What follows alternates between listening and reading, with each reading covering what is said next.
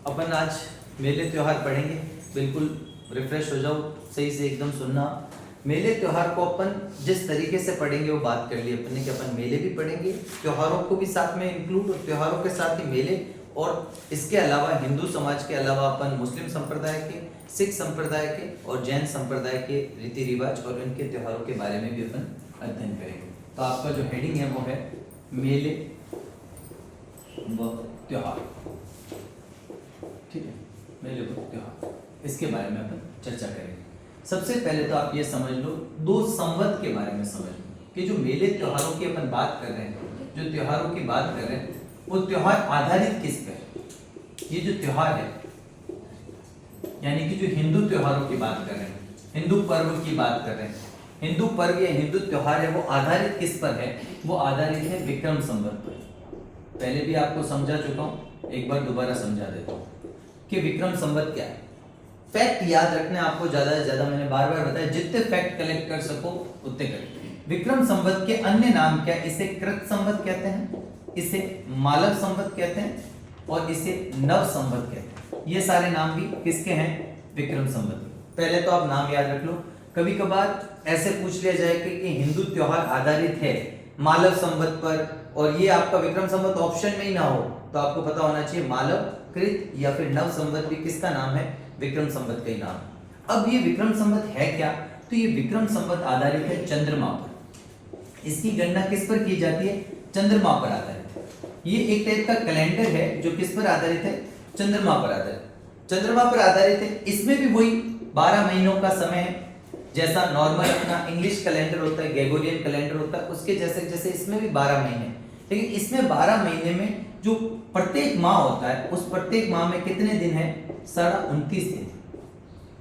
अपन जो Gregorian calendar में पढ़ते हैं उसमें 30 दिन, 31 दिन के महीने होते हैं, एक आध 28 दिन का भी होता है, लेकिन इसमें महीने कितने होते हैं? 29.5 दिन का एक महीना होता है।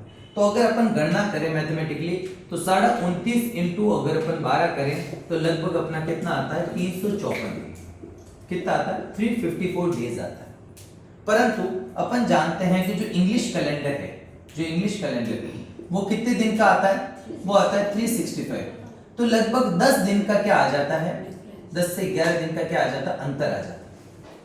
इस अंतर को कवर करने के लिए हर 3 साल में एक महीना एक्स्ट्रा ऐड करते हैं। कितने साल में? हर 3 साल में। आप देखो, पहले साल में 10 दिन का अंतर आया, दूसरे साल में 10 दिन का अंतर आया, तीसरे साल में 10 दिन का, तो 3 सालों में अंतर कितना हो गया? 30 दिन का अंतर आ गया। तो इस वजह से प्रति तीसरे वर्ष, कितने वर्ष? प्रति तीसरे वर्ष हम क्या करते हैं? इसमें एक माह, अतिरिक्त माह जो है उसको जोड़ते हैं, और उस अतिरिक्त माह को ही हम क्या कहते हैं? अधिमास या अधिक मास। ये सवाल पूछा गया है कि अधिक मास या अधिमास क्या है।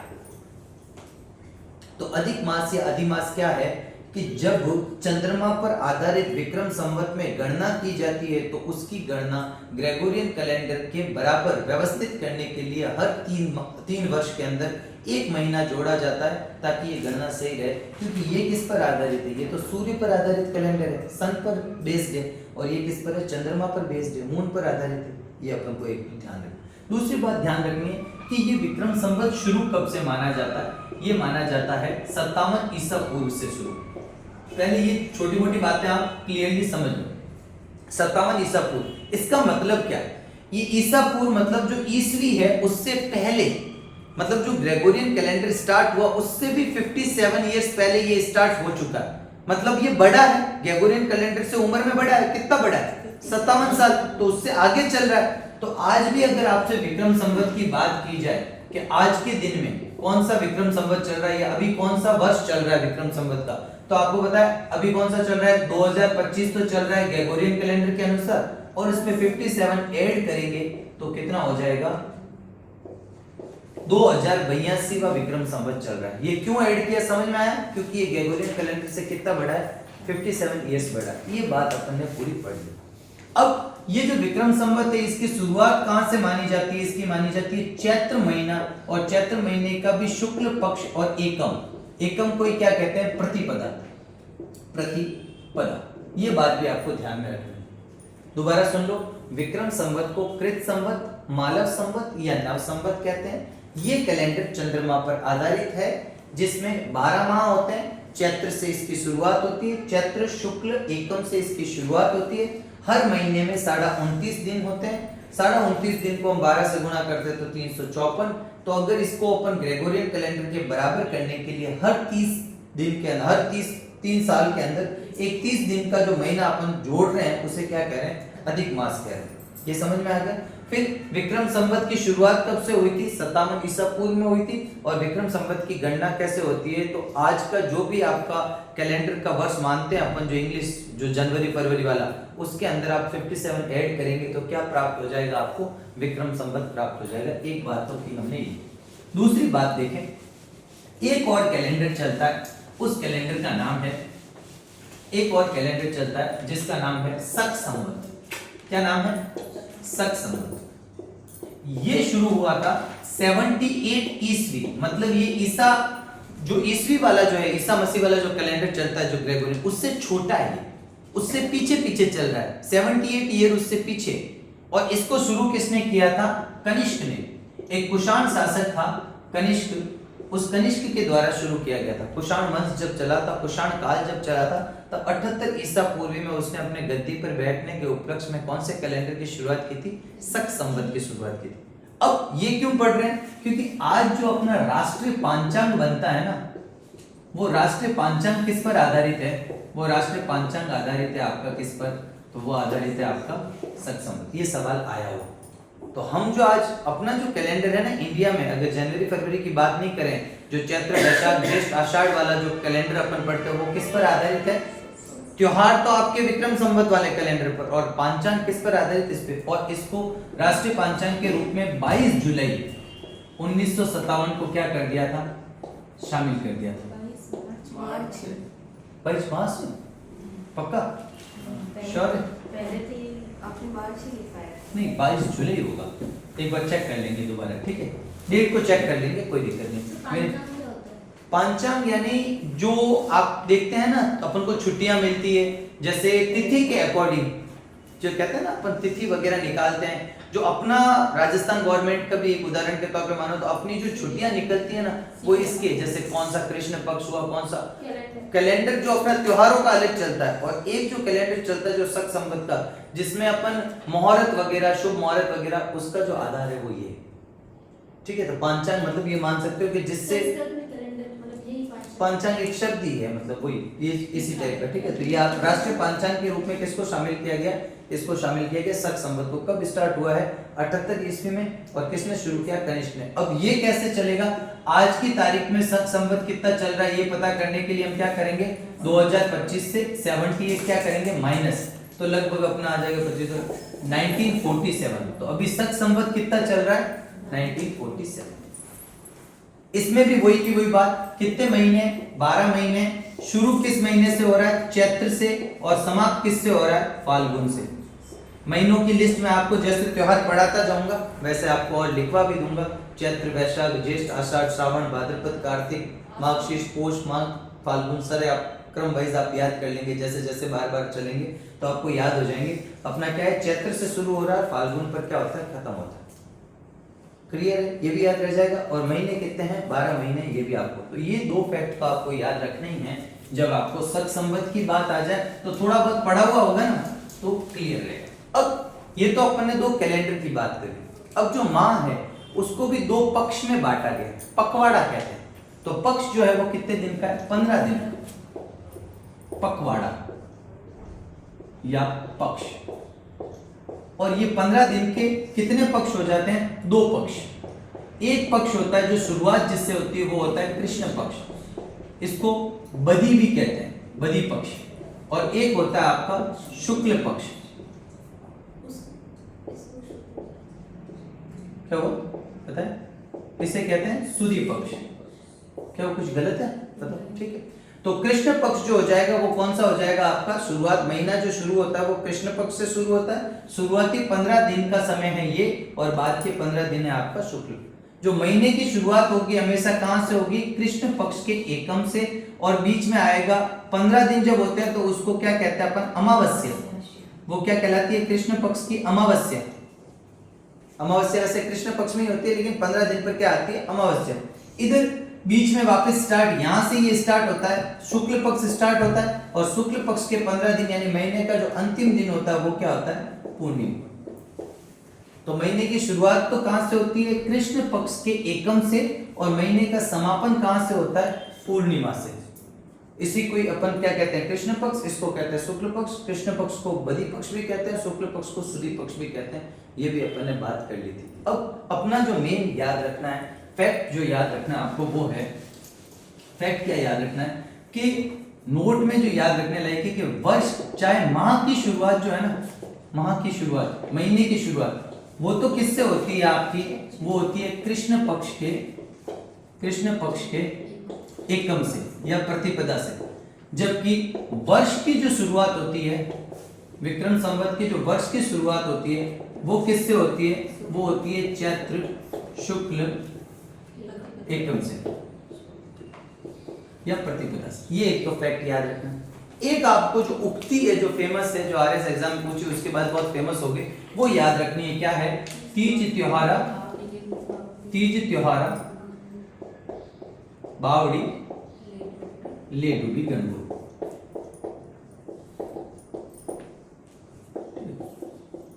मैं कह रहा हूं बार बार आपको किस पर फोकस करना है, फैक्ट ज्यादा से ज्यादा आपको याद रखना है, फैक्ट से ही काम बनेगा। तो तीज त्योहारा बावड़ी ले डूबी गणगौर, ये राजस्थान में त्योहारों के लिए एक पंक्ति है, ये फेमस है। इसका अर्थ है कि त्योहारों का शुरुआत कहां से हो रही है, तीज से, और समापन कहां से हो रहा है, गणगौर से। यानी तीज से तो त्योहारों की शुरुआत हुई और गणगौर से त्योहारों का क्या माना जाता है राजस्थान में, समापन। अब ये तीज भी कौन सी है, ये तीज होती है छोटी तीज।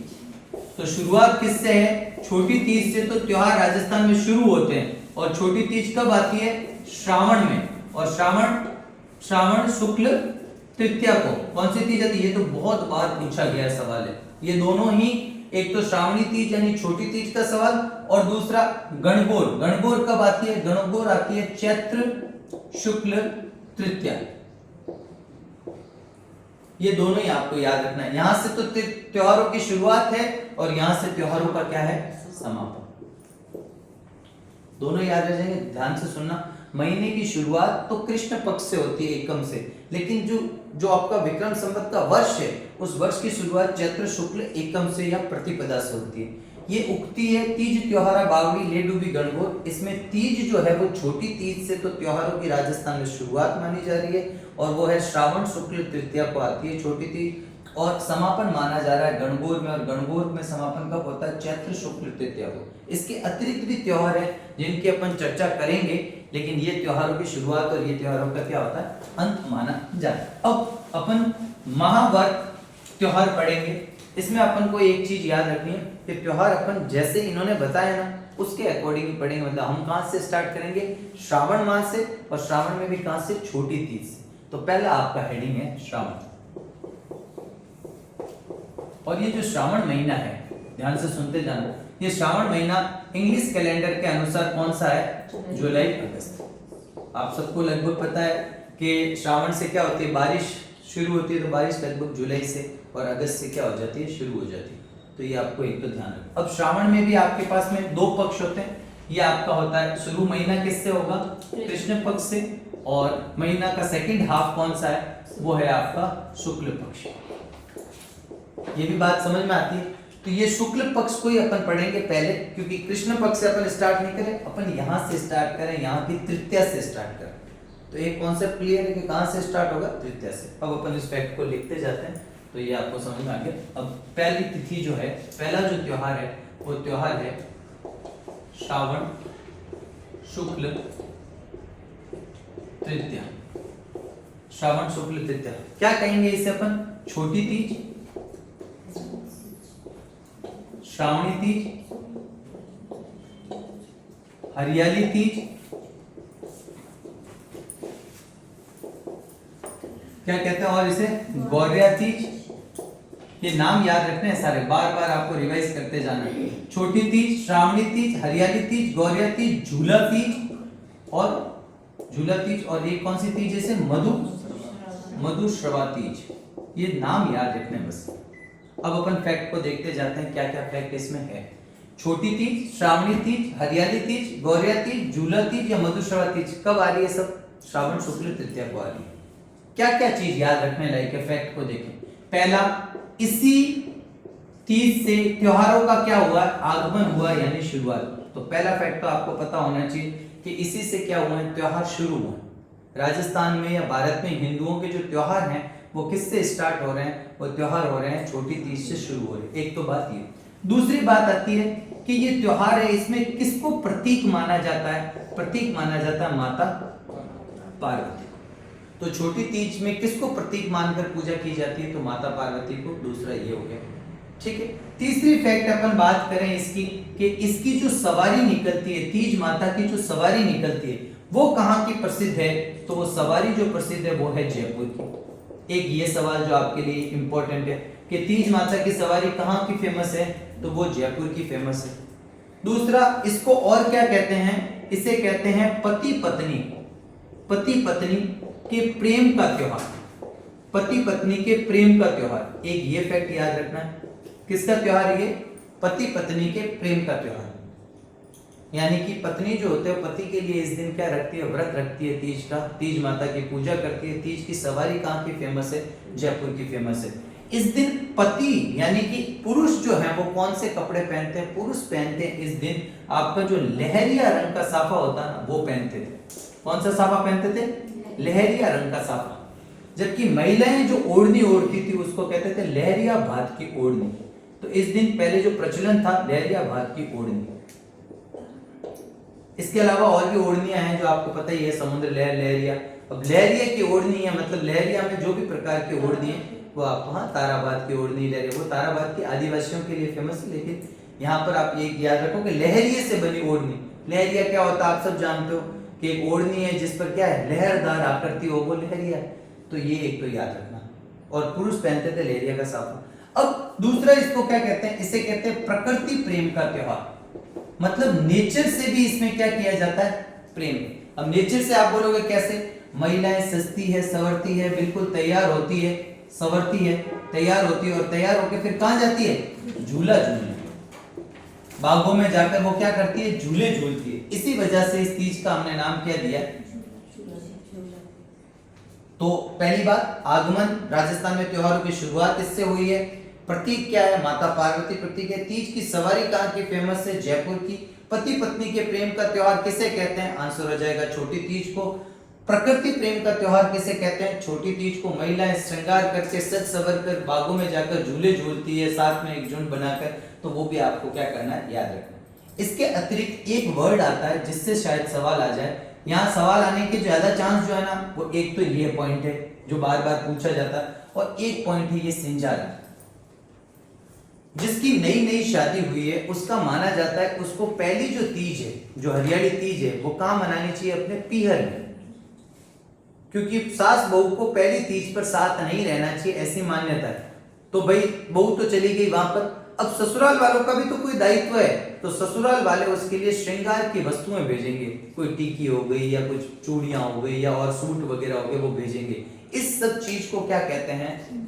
तो श्रृंगार, श्रृंगार का मतलब क्या है? श्रृंगारिक वस्तुएं, श्रृंगार की जो वस्तुएं वो भेजी जाएगी। और भेजेगा कौन? ससुराल पक्ष वाले, ससुराल पक्ष वाले। और भेजेंगे किसको? नव विवाहिता को। नव, आपस में बात नहीं करें, नव विवाहिता को। कोई कंफ्यूजन है तो यहां मेरे को बोलना, आपस में चर्चा नहीं करें। तो सिंजारा की बात हुई। सिंजारा क्या है? श्रृंगारिक वस्तुएं भेजी जाती है, ससुराल पक्ष वालों द्वारा भेजी जाती है। किसको भेजी जाती है? नव विवाहिता को। ये नव विवाहिता कहाँ है? पीहर के अंदर है। क्यों है? क्योंकि पहली तीज कहाँ मनानी सही मानी जाती है? पीहर में। और यहाँ सास बहू को साथ में नहीं रहना चाहिए, ऐसी मान्यता है। तो अब ये तीज के दिन तो उसको ये कपड़े पहनने हैं, तो ये आते कब हैं ये श्रृंगारी वस्तुएं? एक दिन पहले यानी द्वितीया के दिन ही आ जाते हैं। इसको सावणिया भी कहते हैं, ठीक है? श्रावण शुक्ल द्वितीया के दिन ही क्या आ जाते हैं ये श्रृंगार की वस्तु, यानी सिंजारा लगभग एक दिन पहले ही आ जाता, सावणिया भी कहलाता है। एक फैक्ट मैंने कहीं देखा है, आप और चेक करना, कि श्रावण तीज का उल्लेख सुंदा माता शिलालेख में भी मिलता है। कौन से शिलालेख में? सुंदा माता। इस फैक्ट को अपन और चेक कर लेंगे, कहीं और मिल जाएगा तो फिर अपन इसको 100% सही मान लेंगे। तो ये मैंने कहीं पढ़ा है कि श्रावण तीज का उल्लेख कहां पर है? सुंदा माता शिलालेख। अगर एग्जाम में ऐसा कोई सवाल आ जाए तो अपन को थोड़ा बहुत आइडिया होना चाहिए। ये तो हो गया साहब पहले त्योहार की बात। ऐसे ही अपन थोड़ी चर्चा और त्योहारों की कर लेते हैं जो किसके हैं? श्रावण महीने के हैं। तो एक त्योहार श्रावण में और आएगा इस शुक्ल पक्ष में, वो कौन सा है? श्रावण पूर्णिमा। अगला जो त्योहार यहाँ पर अपन पढ़ेंगे मेन, वो कौन सा है? श्रावण पूर्णिमा। श्रावण पूर्णिमा मतलब कौन सा? रक्षाबंधन। श्रावण पूर्णिमा मतलब क्या? रक्षाबंधन। सब जानते हो आप, भाई बहन के प्रेम का त्योहार है, तो ये तो बात आपको वैसे ही पता है। जो मेन याद रखने लायक चीज है वो है कि इस पूर्णिमा को और क्या कहते हैं? क्या कहते हैं इसे? हाँ, इसे कहते हैं नारियल पूर्णिमा। नारियल पूर्णिमा भी कहा जाता है, इसे सत्य पूर्णिमा भी कहा जाता है। ठीक है, ये दोनों भी आपको क्या करना है? याद रखना है। और रक्षाबंधन का बुद्ध पूर्णिमा ये नहीं है, बुद्ध तो वैशाख वाली है। वैशाख पूर्णिमा को महात्मा बुद्ध को ज्ञान की प्राप्ति हुई थी, वो बुद्ध अलग है, ये अलग। एक सत्यनारायण पूर्णिमा अलग है, वो वापस कार्तिक महीने में आएगी। कार्तिक पूर्णिमा को ये सत्य पूर्णिमा और नारियल पूर्णिमा, सत्यनारायण अलग आएगी। सत्यनारायण होगी कार्तिक पूर्णिमा, जिसको अपन त्रिपुर पूर्णिमा भी कहते हैं या देव दिवाली कहते हैं, वो अपन पढ़ेंगे। जिस दिन अपने पुष्कर मेला जो भरता है मेन, और पढ़ेंगे, बिल्कुल आपको सब ज्ञान है, सारी बातें करेंगे। अभी आप रक्षाबंधन पर फोकस करो, तो रक्षाबंधन है एक। तो दूसरी बात यहाँ पर क्या होता है, जो अमरनाथ मंदिर है ना, अमरनाथ मंदिर, उस अमरनाथ मंदिर के अंदर इस दिन बर्फ का शिवलिंग बनकर तैयार हो जाता है। बर्फ का शिवलिंग। तो अमरनाथ यात्रा लगभग इस दिन क्या मानी जाती है? समाप्त मानी जाती है। और बर्फ का शिवलिंग जो होता है वो क्या हो जाता है? पूरा बनकर। ये यात्रा जब से शुरू होती है, धीरे धीरे बर्फ का शिवलिंग बनना शुरू होता है, और ये बर्फ का शिवलिंग पूरा बनकर लगभग कब तैयार हो जाता है? रक्षाबंधन के दिन। एक जो ब्राह्मण समाज है, ब्राह्मण समाज के लिए इस दिन का विशेष महत्व है। ब्राह्मण समाज में उपनयन संस्कार होता है इस दिन। देखो, माना जाता है ऐसा कि 16 संस्कारों में से एक संस्कार है उपनयन, यानी कि विद्या आरंभ संस्कार, जिसे अपन क्या कहते हैं? यज्ञोपवीत संस्कार। यज्ञोपवीत संस्कार या जनेऊ धारण संस्कार। ठीक है, जनेऊ धारण संस्कार। ये कब किया जाता है? ये किया जाता है रक्षाबंधन के दिन, यानी कि आपका श्रावण पूर्णिमा के दिन। याद रह जाएगा। ब्राह्मणों में जो पढ़ाई करने जाते थे बच्चे, पहली बार बच्चों को जब एडमिशन कराते थे, उसके लिए जो शुभ दिन देखा जाता था, विद्या आरंभ करने का, जो गुरुकुल भेजने का जो दिन, वो दिन जो 16 संस्कारों में से एक संस्कार माना जाता है बच्चे का, तो वो उपनयन संस्कार, यज्ञोपवीत संस्कार और बाद में जो जनेऊ धारण संस्कार है, वो सारे कब किए जाते थे? वो किए जाते थे श्रावण। एक चीज और है कि इस दिन जो घर है, इस घर के दोनों तरफ एक चित्र बनाए जाते हैं। प्रवेश द्वार जो है ना उसके, तो प्रवेश द्वार के दोनों तरफ किसके चित्र होते हैं? प्रवेश द्वार के दोनों तरफ चित्र हैं श्रवण कुमार के। किसके चित्र होंगे? श्रवण कुमार के चित्र बनाए जाते हैं। ये भी आपको याद रखना। किस दिन? इस दिन। 3-4 फैक्ट है, दोबारा बोल रहा हूं। नारियल पूर्णिमा या सत्य पूर्णिमा, रक्षाबंधन आता है श्रावण पूर्णिमा के दिन। अमरनाथ गुफा के अंदर बर्फ का शिवलिंग बनकर तैयार हो जाता है। अमरनाथ गुफा के अंदर जो अमरनाथ यात्रा है वो क्या हो जाती है? लगभग समाप्त हो जाती है। ब्राह्मण समाज में इस दिन उपनयन संस्कार, यज्ञोपवीत संस्कार या जनेऊ धारण संस्कार, यानी कि पढ़ाई शुरुआत करवा रहे, विद्या का आरंभ हो रहा है। पढ़ाई की शुरुआत के लिए इसको पहले क्या माना जाता है? अभी भी मानते हैं। पढ़ाई की शुरुआत के लिए इसे उत्तम दिन मानकर उस दिन गुरुकुल भेजा करते थे। दूसरी बात, प्रवेश द्वार के दोनों तरफ किसके चित्र होंगे? श्रवण कुमार। आप सब जानते हो इतिहास में इतना महान पुत्र कोई नहीं हुआ श्रवण कुमार जैसा, तो उनके चित्र जो होते हैं वो भी क्या करना है? इसके अतिरिक्त श्रावण से एक घटना और याद रखना पूरे श्रावण महीने। वैसे तो बाकी तो फेमस है ही है श्रावण के सोमवार, ठीक है, वो तो आप सब जानती हो, लेकिन एक घटना श्रावण माह में और याद रखना,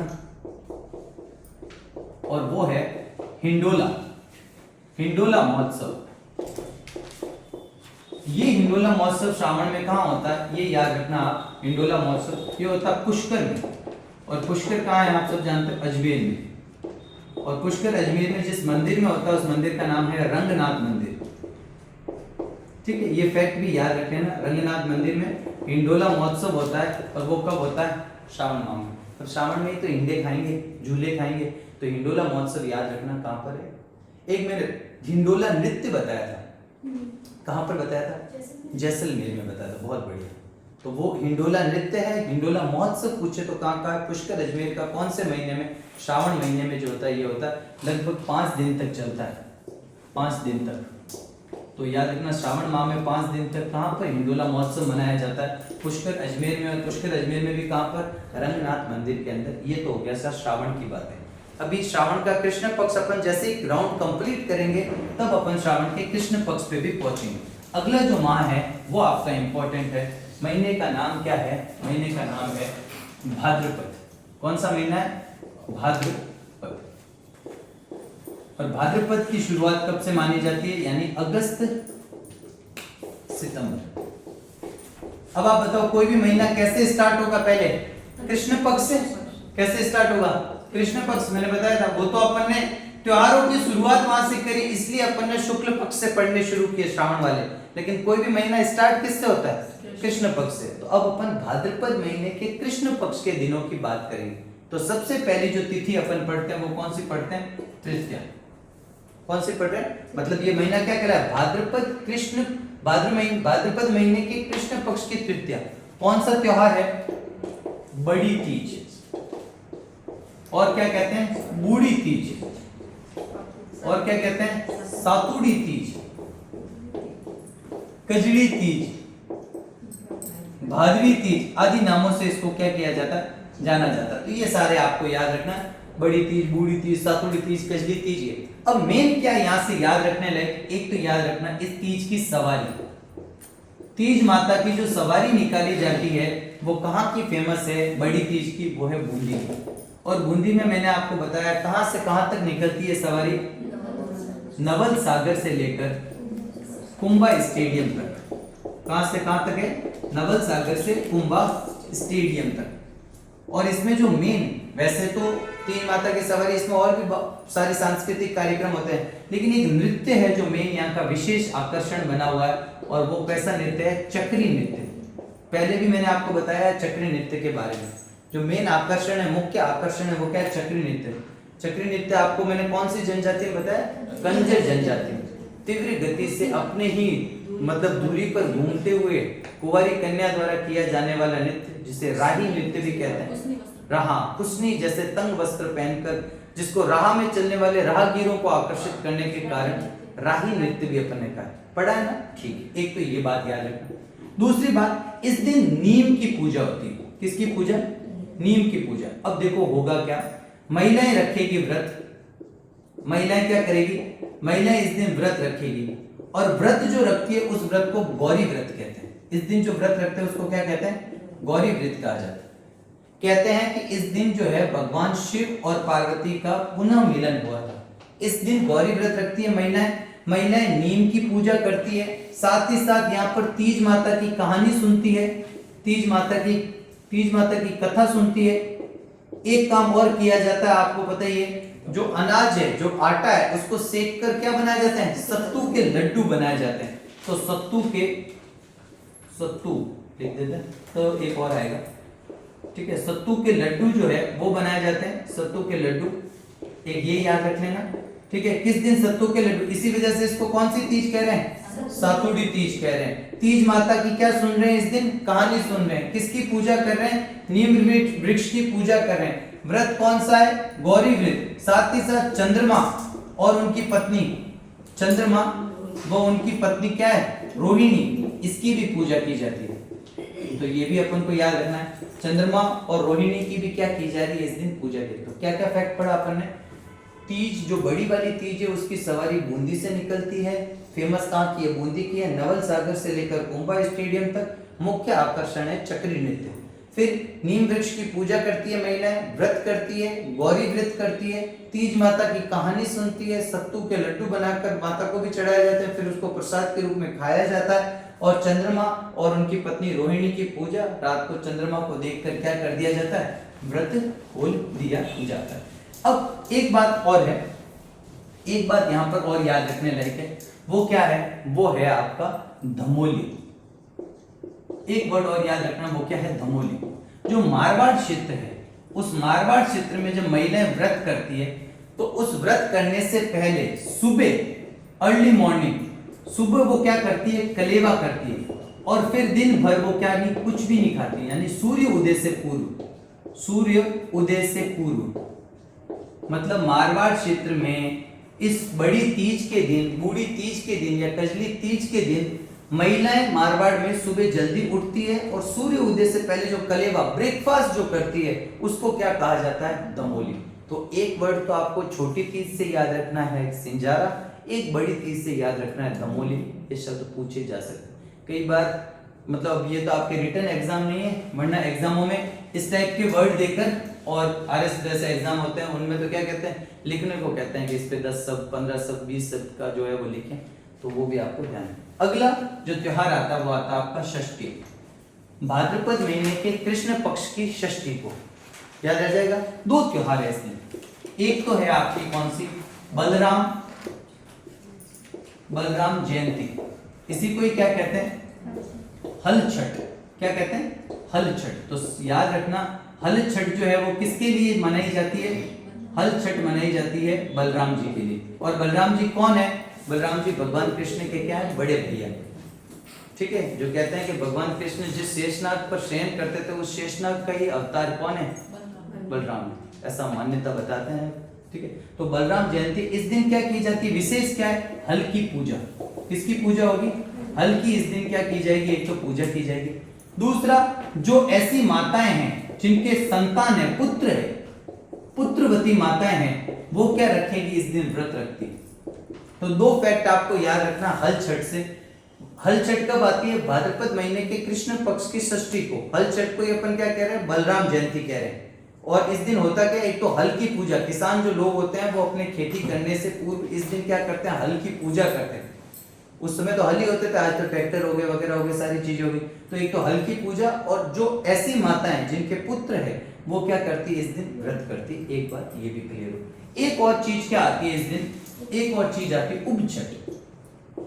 उब यानी यहाँ पर क्या है, उब छठ यानी, गलत लिख दिया, उब छठ जो है, उब छठ यानी यहाँ पर उबा रहना है, खड़े रहने का मतलब है।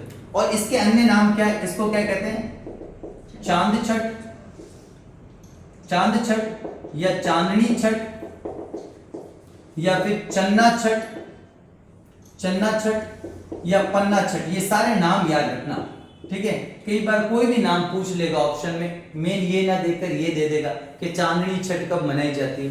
तो भाद्रपद महीने के कृष्ण पक्ष की षष्ठी को उब छठ, चांद छठ, चांदनी छठ, चन्ना छठ या पन्ना छठ जो है वो मनाई जाती है। अब इसमें विशेष क्या है, इसमें महिलाएं जो होगी, कैसी कैसी महिलाएं, एक तो शादीशुदा, शादीशुदा महिला तो अपने पति की लंबी आयु के लिए, पति की लंबी आयु के लिए।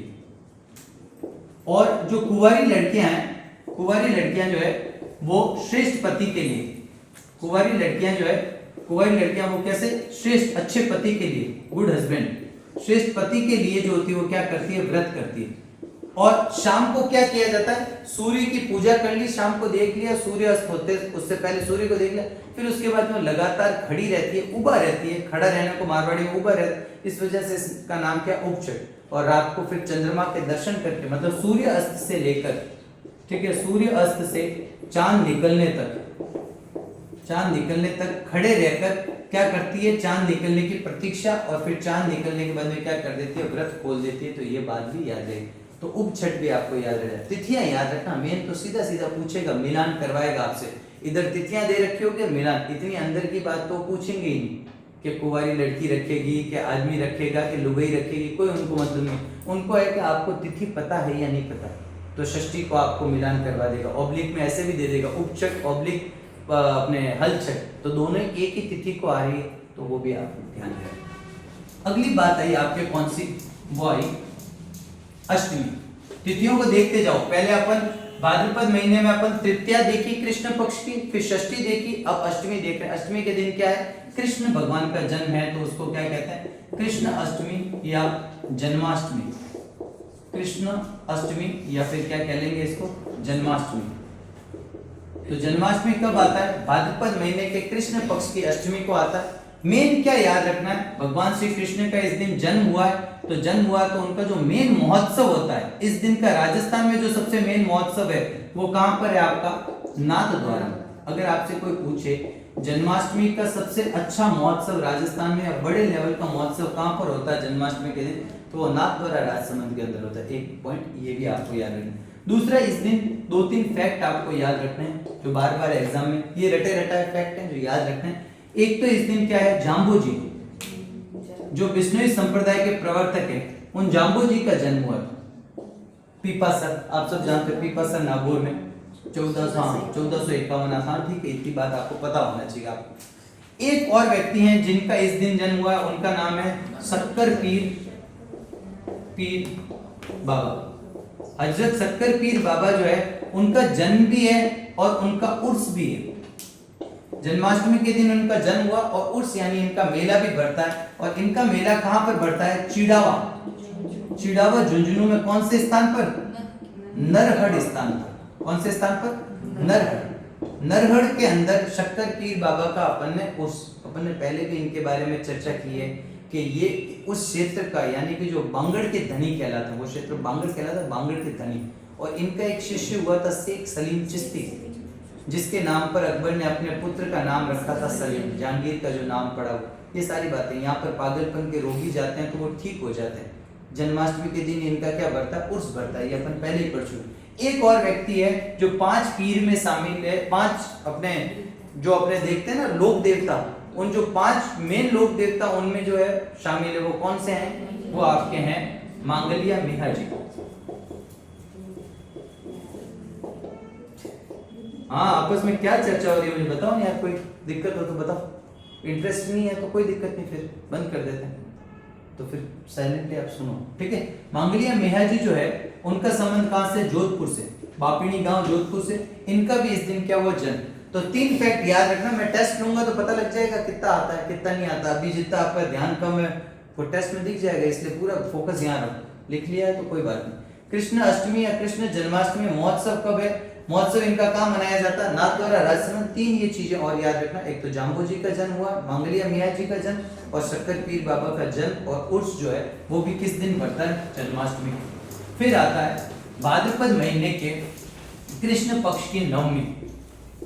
क्या है इस दिन, गोगा नवमी। गोगा जी महाराज जो है, गोगा जी जो है यानी गोगा जी जो चौहान है, उनकी इस दिन क्या मनाई जाती है, जन्म तिथि यानी कि नवमी मनाई जाती है। और इस दिन आपको याद रखना है एक मेला, क्या याद रखना है, मेला। और मेला क्या नाम है, गोगा जी पशु मेला। कैसा मेला है, गोगा जी पशु मेला। और ये गोगा जी पशु मेला कहाँ भरता है, ये गोगा जी का एक मेन स्थान है हनुमानगढ़ के नौहर में। क्या नाम है, गोगा मेड़ी। गोगा मेड़ी, और गोगा मेड़ी कहाँ पर है, नौहर में। और नौहर कहाँ है, हनुमानगढ़। हनुमानगढ़ के नौहर तहसील में गोगा मेड़ी में किसका पशु मेला भरता है, गोगा जी का पशु मेला। क्या विशेषता है, ये पशु मेला जो है ना राजस्थान का सबसे लंबा पशु मेला, राजस्थान का सबसे लंबा पशु मेला। तो ये एक तो याद रखना, राजस्थान का सबसे लंबा पशु मेला। ये शुरू हो जाता है रक्षाबंधन से। रक्षाबंधन कब आती है, श्रावण की पूर्णिमा को। तो श्रावण पूर्णिमा से ये शुरू हो जाता है और जब तक श्राद्ध शुरू होता है तब तक चलता है। श्राद्ध कब शुरू होता है, भाद्रपद पूर्णिमा को। तो यानी लगभग 1 महीना, श्रावण के अंतिम दिन से लेकर भाद्रपद के अंतिम दिन तक, यानी कि लगभग 30 दिन तक ये महीने, लगभग 30 डेज तक, 30 दिन तक ये मेला चलता है। तो एक तो राजस्थान का सबसे लंबा पशु मेला है।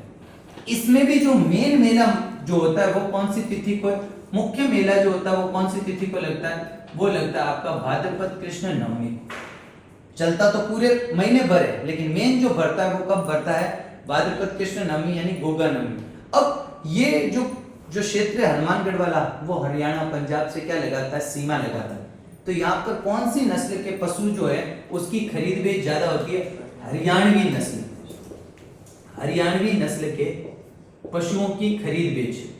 तो कौन सी नस्ल के पशुओं के लिए फेमस है, हरियाणवी नस्ल के पशुओं की खरीद बेच कौन से मेले में होती है, गोगा जी पशु मेले में। कहाँ भरता है, गोगा मेड़ी, नौहर, हनुमानगढ़। राजस्थान का सबसे लंबा पशु मेला श्रावण पूर्णिमा से शुरू होकर भाद्रपद पूर्णिमा तक 30 दिन तक चलता है। मुख्य मेला बढ़ता है भाद्रपद कृष्ण नवमी को, गोगा नवमी के दिन, और यहाँ पर हरियाणवी नस्ल के पशुओं का क्रय विक्रय जो है वो। इसके अतिरिक्त इनके जो मेले बढ़ते हैं, एक मेला और बढ़ता है इनका गोगा जी का। वो मेला कहाँ बढ़ता है? वो बढ़ता है खिलेरियों की ढाणी, जिसको क्या कहते हैं? गोगा जी की ओल्डी, गोगा जी की ओल्डी। और ये गोगा जी की ओल्डी कहाँ पर है? ये गोगा जी की ओल्डी है सांचौर में, और जो स्थान है उसका नाम है खिलेरियों की ढाणी। और इनका जन्म स्थान, अगर वैसे गोगा जी का जन्म स्थान भी आप याद रख लेना, जन्म कहाँ हुआ था? ददरेवा। और ददरेवा कहाँ पर है? तो ये बात भी आप, बाकी तो अपन गोगा जी को तो पढ़ेंगे ही जब राजस्थान के लोक देवता पढ़ेंगे, ठीक है। ये बात आपको एक तो कंप्लीट है। अब आगे बढ़ते हैं। नवमी के बाद में अगली जो तिथि आती है वो कौन सी तिथि आती है? द्वादशी, 12। देखो मैंने कृष्ण पक्ष में आपको भाद्रपद महीने के कृष्ण पक्ष में तृतीया बताई, जिसको अपन ने बड़ी तीज, बूढ़ी तीज, कजली तीज, सतोड़ी तीज बोला, उसके बारे में अध्ययन किया। फिर षष्ठी देखी जिसमें उप छठ पढ़ा अपन ने, हल छठ पढ़ा। फिर अष्टमी देखी जिसमें अपन ने क्या पढ़ा? कृष्ण जन्माष्टमी के बारे में। फिर नवमी देखी जिसमें गोगा नवमी। फिर सीधा कहाँ आगे? द्वादशी यानी 12 को। और इस दिन क्या है? बच बारस। क्या है? बच बारस, जिसे क्या कहते हैं? वत्स द्वादशी, वत्स द्वादशी, याद रहेगा। अब इस दिन क्या क्या है? इस दिन पहली चीज तो जो गाय का बछड़ा है ना, गाय, वो उसके बछड़े की पूजा होती है। एक तो गाय और उसके बछड़े की क्या की जाती है इस दिन? पूजा। दूसरा, गाय का जो दूध है, उस दूध और दूध के बने उत्पाद का सेवन नहीं करते। कहते हैं कि इस दिन का जो दूध है वो किसके लिए? केवल बछड़े के लिए। तो क्या नहीं करते? दूध या दूध से बने उत्पाद यानी कि दही, छाछ वगैरह, इनके भी सेवन जो है, लस्सी वगैरह, इनका भी सेवन जो है वो नहीं करते। दूसरी एक चीज याद रखना, इस दिन चाकू से कटी वस्तु का सेवन नहीं करते। चाकू से कटी वस्तु का सेवन नहीं। तो इस चाकू से कटी वस्तु का भी क्या नहीं करते? इस दिन सेवन नहीं करते। मतलब क्या खाते हैं? जो भी चीज खाते हो कैसे खाते हैं? साबुत। तीसरी चीज याद रखना इसमें, इस दिन मोटे अनाजों, मिलेट्स जिसको कहते हैं ना, मोटे अनाजों का सेवन करते हैं। मोटे अनाजों यानी कि आपके जो है मोटे अनाज का सेवन।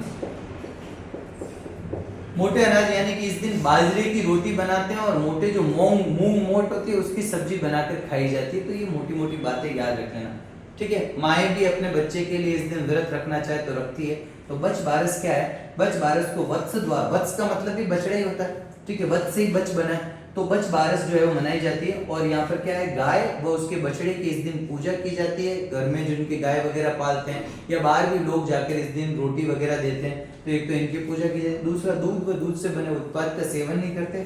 चाकू से कटी वस्तु नहीं खाते क्योंकि इस दिन साबुत खाते हैं। और मोटे अनाज का सेवन इस दिन किया जाता है। बारीक अनाज जो होता है, पिसा हुआ अनाज जो होता है, वो भी कम खाते हैं, ठीक है। ये बात भी आपको क्या करना है? ध्यान। अब अगली जो आई वो आपकी कौन सी आ जाएगी? कृष्ण पक्ष का 15वां दिन, यानी कि ये क्या कहलाएगा? आपका अमावस्या। क्या कहलाएगा? भाद्रपद अमावस्या। 15वां दिन क्या कहलाता है? भाद्रपद अमावस्या। कृष्ण पक्ष का 15th डे भाद्रपद अमावस्या। और इस दिन क्या है साहब? इस दिन है सती अमावस्या। सती अमावस्या क्या है? तो भाद्रपद महीने के कृष्ण पक्ष की अमावस्या को ही अपन क्या कहते हैं? सती अमावस्या। सती अमावस्या के दिन आपको क्या याद रखना है? सती माता। सती माता किसको कहते हैं? रानी सती, रानी सती, बूढ़ी सती। बूढ़ी सती का क्या बढ़ता था? मेला बढ़ता था, मैंने लिखा बढ़ता था, ठीक है। तो किसका मेला बढ़ता है? सती माता, रानी सती, या फिर क्या कहते हैं? बूढ़ी सती। हालांकि इनको भी सती माता के रूप में जाना जाता है। और इनका नाम क्या है? इनका वास्तविक नाम है नारायणी देवी। इन्होंने अपने पति तंदन दास अग्रवाल की रक्षा में क्या हो गई थी? ये पहले तो उनकी रक्षा करने की प्रयास किया, जब उनकी रक्षा नहीं कर पाए, उनकी डेथ होगी, तो उनके पीछे पीछे ये सती होगी। अग्रवाल समाज जो है वो इनको बहुत पूजता, अपने इनको कुल देवी मानता है। तो ये आपको याद रखना है, नारायणी देवी। अब इनका जो मेन मंदिर है ना नारायणी देवी का, वो मंदिर है झुंझुनू में। तो सवाल ये पूछा जा सकता है कि सती माता का मेला कहाँ भरता था? सती माता का मेला जो है वो झुंझुनू में भरता था। सती माता या रानी सती या बूढ़ी सती के मतलब कौन है? तो वो नारायणी देवी है, ये आपको याद रखना। और झुंझुनू में ये मेला 1912 से भरना शुरू हुआ था, लेकिन 1988 में 1988 में दिवराला सती कांड के बाद में राज्य सरकार ने क्या लगा दी? रोक लगा दी। अब वर्तमान में ये मेला नहीं भरता, राज्य सरकार ने इस पर क्या लगा रखी है? रोक लगा रखी है। तो कौन से मेले पर राज्य सरकार ने रोक लगा रखी है? सती, क्योंकि अब सती जो प्रथा है उसका महिमा मंडन न हो, इसलिए राज्य सरकार ने इस पर 1988 से रोक लगा रखी है। ये भी आपको याद रखना, याद रह जाएगा। अब यहाँ से जो फैक्ट, ये मंदिर बना हुआ है, इसको कहते हैं राजस्थान का सबसे बड़ा सती माता का मंदिर भी कहते हैं, ठीक है, ये भी आप ध्यान में रखना। एक बात और यहाँ से इसी तारीख की एक और बात है, वो सुन लो, वो है लोहागल का लक्की मेला। लोहागल का लक्की मेला, कहाँ का लक्की मेला? लोहागल का लक्की मेला कब बढ़ता है? तो भाद्रपद अमावस्या को बढ़ता है। लोहागल स्थान कहाँ पर है? लोहागल स्थान भी झुंझुनू में। लोहागल स्थान कहाँ पर है? झुंझुनू में। क्या हुआ था कि जब महाभारत युद्ध समाप्त हो गया था, संपन्न हो गया था महाभारत युद्ध, तो पांडवों को भगवान कृष्ण द्वारा बोला गया कि अब आप अपने ज्ञान की प्राप्ति के लिए जाओ।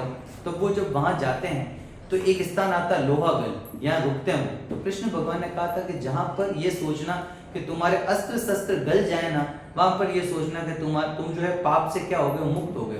तो ये जो लोहागल में यहाँ पर एक सूर्य कुंड बना होता है। लोहागल में कैसा कुंड बना हुआ? पानी का सूर्य कुंड। इस सूर्य कुंड में जब पांडव नहाने जाते हैं ना, सूर्य कुंड में जब पांडव स्नान करने के लिए जाते हैं, तो उनके जो अस्त्र शस्त्र होते हैं ना, अस्त्र शस्त्र वो क्या हो जाते हैं? अस्त्र शस्त्र गल जाते हैं। और ये गलने के कारण ही ये स्थान क्या कहलाया? लोहागल। अस्त्र शस्त्र लोहे के बने तो लोहा गल गया, इसलिए इस क्षेत्र क्या कहलाता? लोहागल। तो कौन सा? एक तो कुंड याद रखना, सूर्य कुंड। और यहाँ जो मेला जो भरता है लोहागल का लक्की मेला, वो लक्की मेला जो होता है वो उसको कहते हैं 24 कोसी परिक्रमा। उसकी जो परिक्रमा है वो कैसी परिक्रमा है? 24 कोस की परिक्रमा। ये भी आप याद रखना, याद रह जाएगा। उठा दे, ठीक है। तो लोहागल का लक्की मेला जो होता है वो कहाँ भरता है? झुंझुनू में, अमावस्या में। सूर्य कुंड के यहाँ पर जो घटना है वो मैंने आपको बता दी। और ये 24 कोसी क्या है? परिक्रमा। ये भी आपको याद रखना, ठीक है। चलिए आगे बढ़ते हैं, चलता है इतना तो, ठीक है। चलिए, भाद्रपद महीने का एक आपने भाग कर लिया, कौन सा? कृष्ण पक्ष। अब अगला भाग शुरू हुआ, वो कौन सा है? भाद्रपद शुक्ल पक्ष। भाद्रपद माह का शुक्ल पक्ष। अब शुक्ल पक्ष की बात करें तो शुक्ल पक्ष में सबसे पहले जो आती है वो आती है द्वितीया, दूज। भाद्रपद महीने के शुक्ल पक्ष की दूज को अपन क्या कहते हैं? बाबारी दूज। क्या कहते हैं? बाबारी दूज, यानी रामदेव जयंती। अब कई जगह जो है रामदेव जयंती जो है वो दशमी को भी लिखा मिलेगा, लेकिन आपको याद रखना बाबारी दूज, रामदेव जयंती भाद्रपद महीने के शुक्ल पक्ष के द्वितीया। मेला भरता है इस दिन रामदेव जी का, एक प्रसिद्ध लोक देवता है जिनका मेला भरता है। और ये मेला भरता है भाद्रपद महीने के शुक्ल पक्ष की द्वितीया से लेकर और भाद्रपद महीने की शुक्ल पक्ष की एकादशी तक, यानी 10 दिन तक ये क्या भरता है? मेला भरता है। और इस मेले का जो मेन आकर्षण है ना, मुख्य जो आकर्षण है वो क्या है? 13 ताली नृत्य। कौन सा नृत्य है? 13 ताली नृत्य। ये पहले भी मैंने आपको बताया कौन सा नृत्य है? 13 ताली नृत्य। और ये 13 ताली नृत्य कौन सी जाति की महिला करती है? कामड़ जाति की महिला। कौन सी महिलाएं करती है? कामड़। अपन ने पढ़े भी है नृत्य, कामड़ जाति की महिलाएं करती है रामदेव जी की आराधना में। तो कौन से मेले का मुख्य आकर्षण है? 13 ताली नृत्य। एक तो ये। दूसरी बात आती है सांप्रदायिक सद्भावना का। सांप्रदायिक सद्भावना का सबसे बड़ा मेला, सांप्रदायिक सद्भावना का, हिंदू मुस्लिम एकता का राजस्थान का सबसे बड़ा मेला कोई है तो वो कौन सा है? रामदेव जी का। संख्या की दृष्टि से, ठीक है, संख्या की दृष्टि से जो है हिंदू मुस्लिम एकता का, सांप्रदायिक सद्भावना का सबसे बड़ा मेला है। आप सब जानते हो मक्का मदीना से जब भगवान रामदेव जी जो है, लोक देवता रामदेव जी की, उनकी परीक्षा लेने के लिए वहां से 5 पीर आए थे। ये जो स्थान है ना, ये जो मेला भरता है, ये भरता है अभी रामदेवरा में। इस रामदेवरा को पहले कहते थे रुणेचा। और ये स्थान कहाँ पर है रुणेचा? ये स्थान है पोखरण में। और पोखरण कहाँ पड़ता है? जैसलमेर। ये आपको पता है। तो इस स्थान से 12 किलोमीटर की दूरी पर एक स्थान है पंचपीपली। कौन सा स्थान है? पंचपीपली। और उस पंचपीपली स्थान पर क्या दिया था? रामदेव जी ने पर्चा दिया था। क्या दिया था? पर्चा। किसको पर्चा दिया था? उन मक्का से आए पीरों को, मक्का मदीना के पीरों को पर्चा दिया था। और जिसके बाद में इनको क्या नाम मिला था रामदेव जी को? पीरों का पीर, रामसा पीर। पीरों का पीर, रामसा पीर। ये बात भी मैंने यहाँ लिखवा दी। हालांकि रामदेव जी जब पढ़ेंगे अपन तो और चर्चा कर लेंगे। तो यहाँ पर जो पंचपीपली नामक स्थान है, यहाँ पर भी लोग दर्शन करके आते हैं। मेन आकर्षण जो है वो 13 तली नृत्य सांप्रदायिक सद्भावना का सबसे बड़ा मेला है। संख्या की दृष्टि से सबसे बड़ा मेला है। एक तो ये, इसको क्या कहा जाता है? मारवाड़ का कुंभ। इस मेले को क्या कहा जाता है? मारवाड़ का कुंभ। तो सवाल आ सकता है कि मारवाड़ का कुंभ कौन से मेले को कहा जाता है? तो वो कहा जाता है बाबा रामदेव जी के मेले। जो यात्री जाते हैं ना यहाँ पर ज्यादा, वो यात्री क्या कहलाते हैं? जातरू। और जो पुजारी यहाँ पर होगा ना, वो पुजारी कौन सी जाति का होगा? तवर जाति का होगा। और यहाँ जो घोड़े, जो यात्री जब जाते हैं तो यहाँ पर सफेद व नीले रंग के घोड़े चढ़ाते हैं। सफेद व नीले रंग के कपड़े के घोड़े, कपड़े के घोड़े। तो ये भी आपको याद रखना, कपड़े के घोड़े चढ़ाते हैं। एक तो ये बात भी फैक्ट आपको याद है। जब दर्शन करके आते हैं तो ऐसा माना जाता है कि इसके अतिरिक्त एक और मेला भरता है, वहां पर भी दर्शन करते हैं, तब रामदेव जी के दर्शन संपूर्ण माने जाते हैं, पूर्ण माने जाते हैं इस मेले में। और वो दूसरा मेला जो भरता है वो कहाँ भरता है? वो दूसरा मेला भरता है मसूरिया। कहाँ पर? मसूरिया। और मसूरिया पहाड़ी कहाँ पर है? जोधपुर में। मसूरिया पहाड़ी जोधपुर में। और ये जो मेला भरता है ना, ये किसका मेला है? ये रामदेव जी के गुरु, क्या नाम है? बालीनाथ जी। बालीनाथ जी का मेला। देखो मेलों को साथ साथ ही कवर कर रहे हैं अपन। त्योहार तो 2 मिनट में मैं लिखवा दूंगा, लेकिन जो जो फैक्ट हो सकते हैं वो सारे याद रखें। बाबा भाद्रपद शुक्ल द्वितीया को बाबा रे दूज, रामदेव जयंती मेला भर रहा है। भाद्रपद शुक्ल द्वितीया से लेकर भाद्रपद शुक्ल एकादशी 10 दिन तक मेला भर रहा है। कहाँ भर रहा है? रामदेवरा, पुराना नाम रुणेचा, पोखरण, जैसलमेर में। मेले में गए, मेन आकर्षण क्या मिलेगा? 13 ताली नृत्य। रामदेव जी ने जिस कांवड़ पंथ की शुरुआत की थी, उस पंथ की महिलाएं ही यहाँ पर क्या कर रही है? नृत्य कर रही है। अपन ने 13 ताली नृत्य को बहुत अच्छे से पढ़ा है कि किस प्रकार से, कौन सा वाद्य यंत्र इसमें काम में आता है? नहीं, पैर पे, हाथ पे, मंजीरा। तो अपन ने बात उसकी अच्छे से करी। फिर सांप्रदायिक सद्भावना, अभी ये पूरी घटना पढ़ ली अपन ने कि मक्का मदीना से पीर आए थे। तो हिंदू भी पूजते हैं इन्हें और मुसलमान इन्हें रामसा पीर के नाम से और हिंदू इन्हें रामदेव जी के नाम से पूजते हैं। तो ये सांप्रदायिक सद्भावना का सबसे बड़ा मेला है, जहाँ संख्या की दृष्टि से भी सबसे बड़ा मेला है। इसके अलावा यहाँ इसे मारवाड़ का कुंभ, यात्री जातरू कहलाता है। और भी बहुत सारी चीजें वो अपन रामदेव जी में पढ़ेंगे। पुजारी यहाँ पर तवर जाति का मिलेगा और लोग जो होते हैं नीले रंग के और सफेद रंग के घोड़े यहाँ चढ़ाते हैं बाबू जी को। दूसरा जो मेला भरता है इनका, वो भरता है मसूरिया पहाड़ी जोधपुर में, जहाँ पर बाबा रामदेव जी के गुरु का मंदिर बना हुआ है, बालीनाथ जी। बाबा रामदेव जी और रघु जी दोनों के गुरु थे बालीनाथ जी। इनका मसूरिया पहाड़ी जोधपुर में मंदिर है, वहां पर भी मेला भरता है। किस दिन भरता है? भाद्रपद शुक्ल द्वितीया के दिन भरता है। अगला जो त्योहार आता है वो आता है भाद्रपद शुक्ल पक्ष की तृतीया। ठीक है, अगला जो त्योहार आता है वो आता है भाद्रपद शुक्ल पक्ष की तृतीया। क्या नाम है? हरतालिका तीज। क्या नाम है? हरतालिका तीज। हरतालिका तीज को ही क्या कहते हैं? रोटू तीज। क्या कहते हैं? रोटू तीज या रोट तीज भी कहते हैं, रोटू तीज भी कहते हैं। इस दिन क्या होता है? इस दिन व्रत रखती है महिलाएं। कौन व्रत रखती है? महिलाएं। और व्रत रख के क्या करती है? एक तो शिव जी और गौरी, शंकर और गौरी की क्या करती है? पूजा। और दूसरा क्या करती है? 13 प्रकार के व्यंजन बनाती है। 13 प्रकार के भोज्य पदार्थ, 13 प्रकार के व्यंजन। यहाँ पर वो व्यंजन नहीं है, कौन सा? विसर्ग संधि व्यंजन। व्यंजन मतलब होता है भोज्य सामग्री। ठीक है, तो यहाँ पर क्या होता है? हरतालिका तीज या रोटू तीज कब मनाई जाती है? भाद्रपद महीने के शुक्ल पक्ष के तृतीया को महिलाएं व्रत करती है, शिव जी और पार्वती जी की पूजा करती है और 13 प्रकार के व्यंजन बनाकर फिर उसका क्या करती है? भोग लगाकर सेवन करती है। ये एक तो बात क्लियर होगी। अगला जो आई तिथि वो आई चतुर्थी। भाद्रपद में ही सर्वाधिक त्योहार है, ये आप समझ लो। भाद्रपद महीने में सबसे ज्यादा त्योहारों वाला मेला है, महीना है। तो सर्वाधिक त्योहार वाला महीना कौन सा है? वो है आपका भाद्रपद। ठीक है, और भाद्रपद में चतुर्थी को क्या आ जाएगा आपका?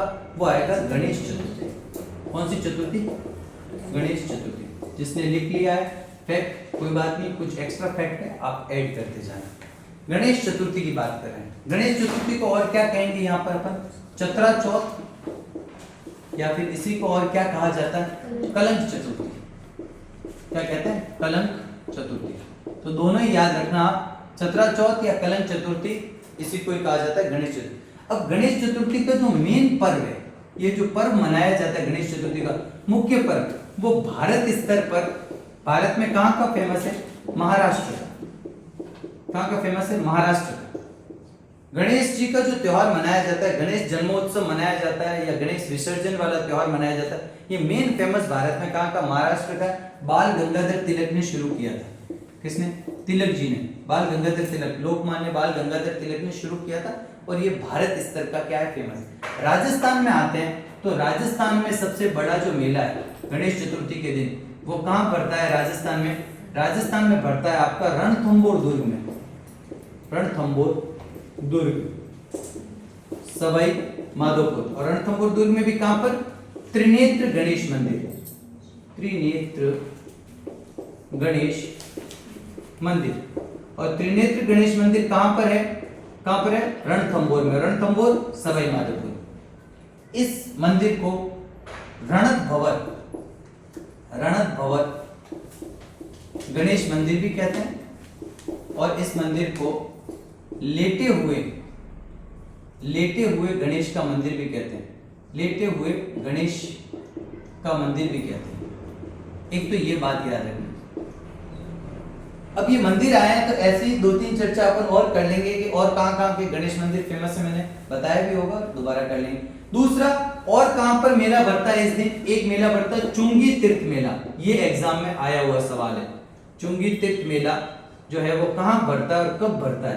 तो चुंगी तीर्थ मेला कहां भरता है? जैसलमेर के अंदर। चुंगी तीर्थ मेला कहां भरता है? जैसलमेर के अंदर। कब भरता है? तो ये भरता है गणेश चतुर्थी के दिन। इस दिन बच्चे जो होते हैं ना, बच्चे वो क्या करते हैं?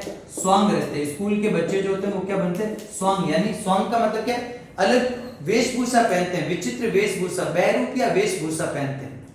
तो याद रह जाएगा, स्वांग रचते हैं। और स्वांग कहां क्या कहलाता है? वो स्वांग, वो कहलाता है चाक चवाणी। चाक चवाणी स्वांग। और ये चाक चवाणी स्वांग एग्जाम में आया हुआ है। और ये कहां का फेमस है? ये है रामगढ़, जैसलमेर। तो दोनों ही बातें आप याद रखना। ये स्वांग भी लिखवा दिया आपको, और दूसरा क्या लिखवा दिया? चुंगी तीर्थ मेला जो होता है वो भी कब है? वो भी आपका भाद्रपद शुक्ल चतुर्थी यानी गणेश चतुर्थी के दिन। तो ये फैक्ट तो आपको गणेश चतुर्थी से याद रखना। अगली बात आती है, कुछ मंदिरों की और चर्चा कर लेते हैं यहाँ पर, जो एग्जाम में शायद कभी कभार पूछ लिया जाता है। तो गणेश जी के और मंदिर है, उसमें एक आता है बोहरा गणेश। बोहरा गणेश। बोहरा गणेश मंदिर की अगर मैं बात करूं तो बोहरा गणेश मंदिर कहां पर है? ये है उदयपुर में। एक आता है आपका नाचना गणेश। नाचना गणेश मंदिर कहां पर है? ये है अलवर में। एक आता है आपका कौन सा आ जाएगा? बाजना गणेश। बाजना गणेश मंदिर कहां पर है? तो ये है आपका सिरोही में। एक आता है हेरंब गणेश। हेरंब गणेश जो है, हेरंब गणेश मतलब सिंह पर सवार। सिंह पर सवार हेरंब गणेश यानी सिंह पर सवार। और ये गणेश मंदिर कहां पर है? बीकानेर में। एक आता है आपका गढ़ गणेश। कौन सा है? गढ़ गणेश। गढ़ गणेश कोई मोती डूंगरी गणेश मंदिर। ये कहां पर है? जयपुर में है। ठीक है। और एक आपका मंदिर आता है खड़े गणेश मंदिर। ये कहां पर है? ये कोटा में है। तो ये भी आप याद रख लेना। इसके अलावा आपने त्रिनेत्र गणेश तो देख ही लिया, ये फैक्ट। हाँ खेड़ा है, ये कोटा वाला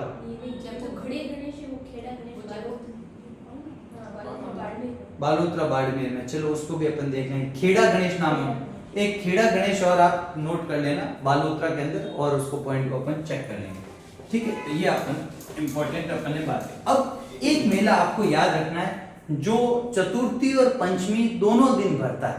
तो भाद्रपद महीने के शुक्ल पक्ष की चतुर्थी व पंचमी, इन दोनों दिन एक मेला भरता है, और ये मेला भरता है, इसका नाम है पांडुपोल हनुमान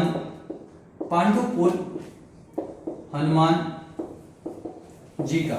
पांडुपोल हनुमान जी का मेला ये कहां पर है? अलवर में। तो आप याद रख लेना भाद्रपद शुक्ल चतुर्थी और पंचमी दोनों दिन जो मेला भरता होता पांडुपोल हनुमान मेला, और वो कहां पर हनुमान जी का मेला भरता है, पांडुपोल स्थान है जो कहां पर पड़ता है? अलवर के अंदर। ये फैक्ट भी आपको क्या करना है। अगला जो आया आपका वो है पंचमी, भाद्रपद शुक्ल पंचमी। इस पंचमी को क्या कहते हैं? ऋषि पंचमी। क्या कहते हैं? हाँ शिव चतुर्थी, एक लिख लो, ठीक है चलो लिख लो। शिव चतुर्थी में ज्यादा कोई बड़ी बात है नहीं, लेकिन फिर भी लिख लो। भाद्रपद शुक्ल चतुर्थी को एक चतुर्थी और है जिसका नाम है शिवा चतुर्थी। इस दिन क्या होता है? इस दिन जो महिलाएं हैं वो क्या करती है? अपने सास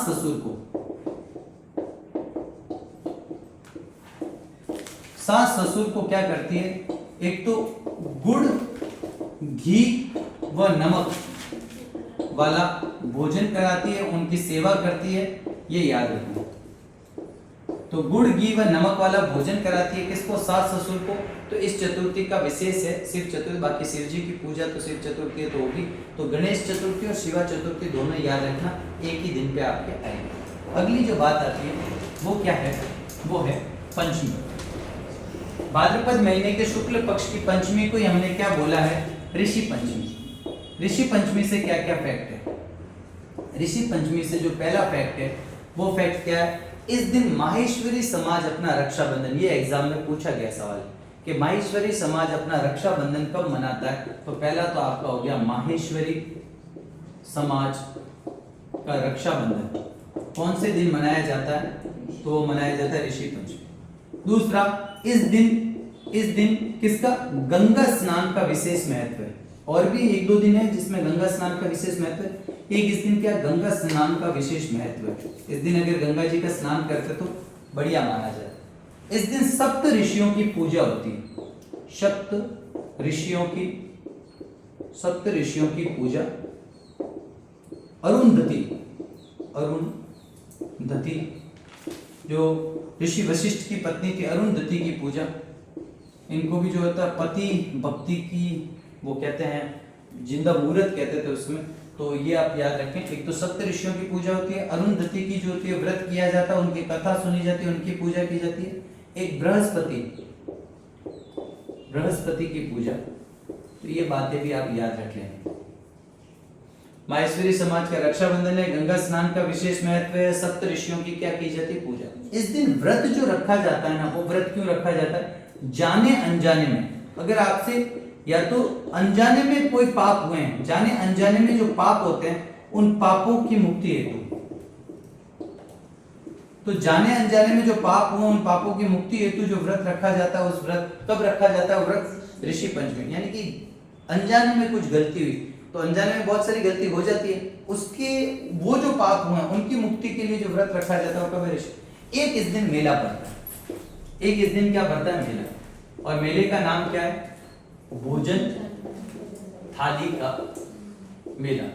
ये पूछा गया सवाल है कि भोजन थाली का मेला कब पड़ता है? तो भोजन थाली का मेला जो होता है, पहली बात तो याद रखना है ऋषि पंचमी यानी भाद्रपद शुक्ल, ये ऑप्शन में नहीं होगा, ये तिथि ऑप्शन में होगी। भाद्रपद शुक्ल पंचमी को क्या पड़ता है? भोजन थाली का मेला पड़ता है। कहाँ भरता है ये मेला? कामा में। और कामा कहाँ है? भरतपुर में। कामा भरतपुर। और यहाँ जो फेमस है वो क्या है? 84 कोसी परिक्रमा। कितने कोस की परिक्रमा यहाँ की प्रसिद्ध है? इस मेले की 84 कोसी परिक्रमा जो होती है वो क्या है? प्रसिद्ध है। तो ये बात भी आपको याद रखना। भाद्रपद महीने के शुक्ल पक्ष की पंचमी ऋषि पंचमी। माहेश्वरी समाज का रक्षाबंधन, गंगा स्नान का विशेष महत्व, सप्त ऋषियों की पूजा, जाने अनजाने में हुए पापों की मुक्ति हेतु भोजन थाली का मेला पड़ता है कामा भरतपुर में, 84 कोस की परिक्रमा जो होती है प्रसिद्ध है। अगली तिथि भाद्रपद शुक्ल सप्तमी। भाद्रपद शुक्ल सप्तमी जो है, इस दिन क्या होता है? इस दिन एक मेला भरता है। कौन सा? ये भरता है देव नारायण जी का मेला। कौन सा मेला भरता है? देव नारायण जी का। इसे सवाई भोज या देव नारायण जी का मेला। और कहां भरता है देव नारायण जी का मेला या सवाई भोज जी का मेला? वो भरता है आसिंद में। और आसिंद कहाँ है?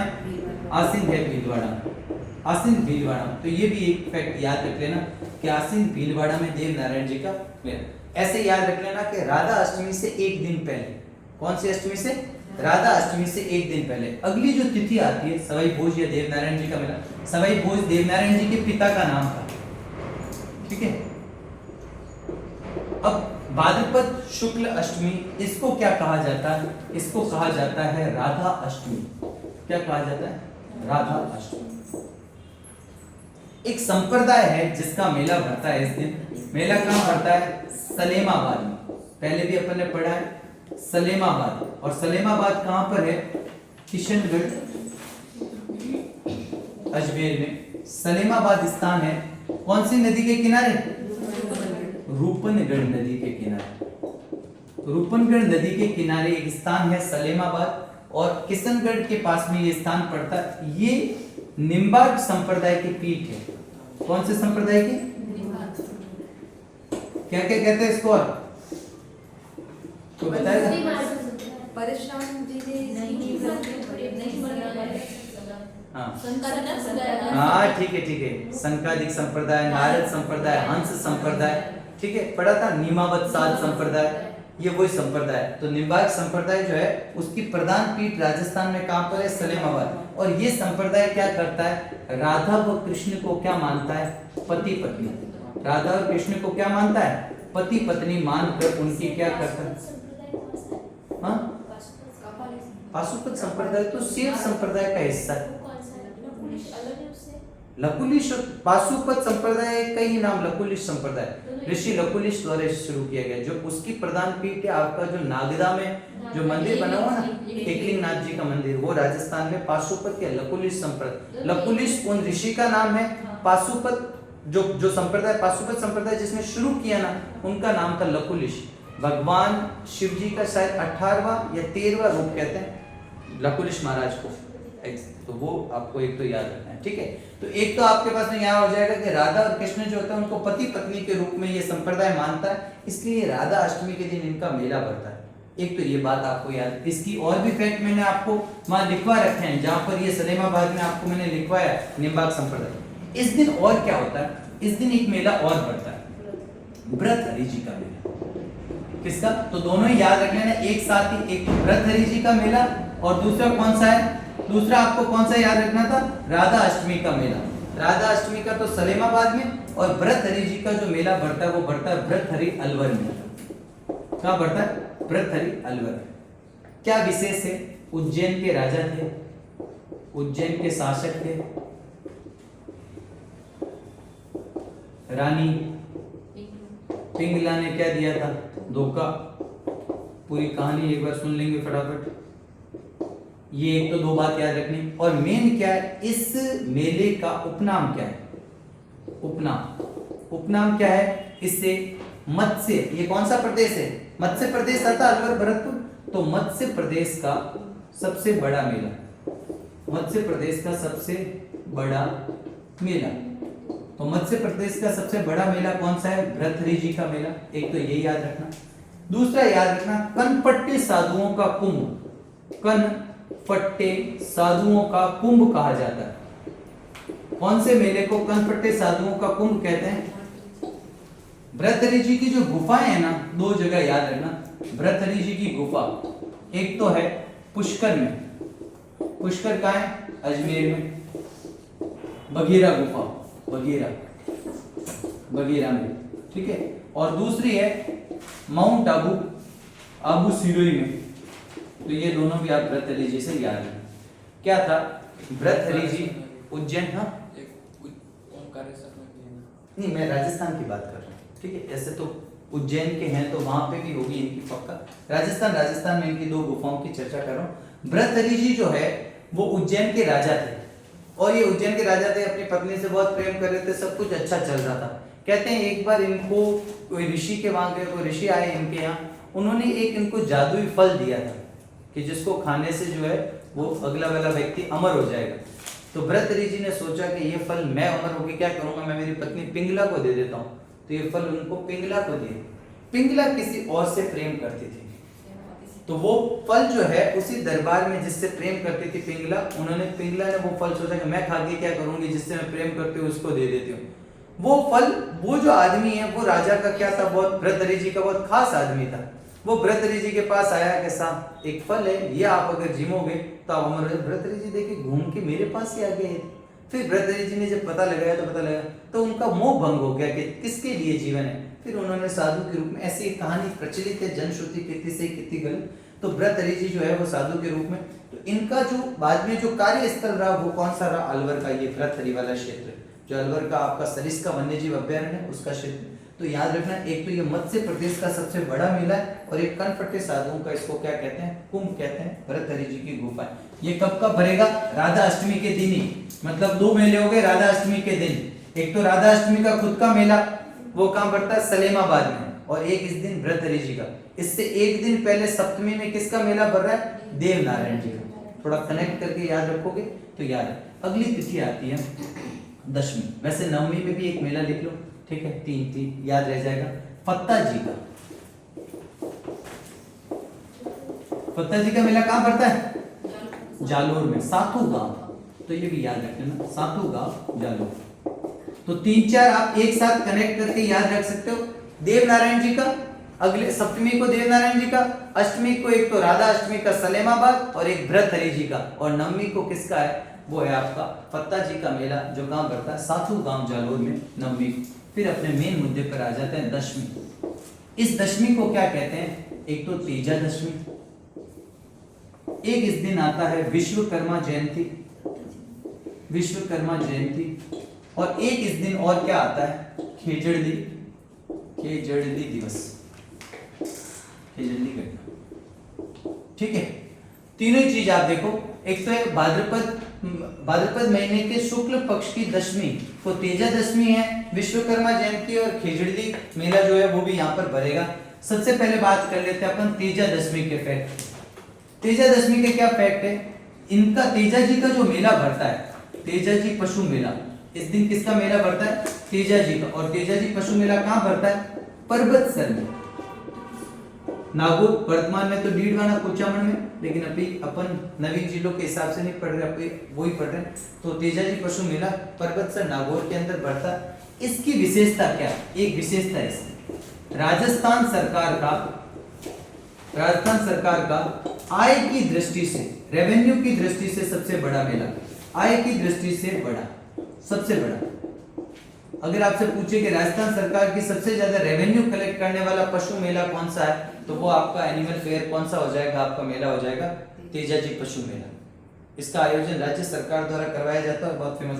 इसमें जो विशेष क्या है, कौन सी नस्ल के, तो नागौरी नस्ल के बैल, नागौरी नस्ल के बैल की खरीद बेच होती है, यानी क्रय विक्रय किसका होता है, नागौरी नस्ल के बैलों का क्रय विक्रय होता है। दूसरी बात, एक नोट में याद रख लेना, नोट में क्या याद, राजस्थान में सबसे ज्यादा मेले, राजस्थान में सबसे ज्यादा मेले, राजस्थान में सबसे ज्यादा मेले जो होते हैं ना, सबसे ज्यादा मेले वो कौन से जिले में, वो है डूंगरपुर में।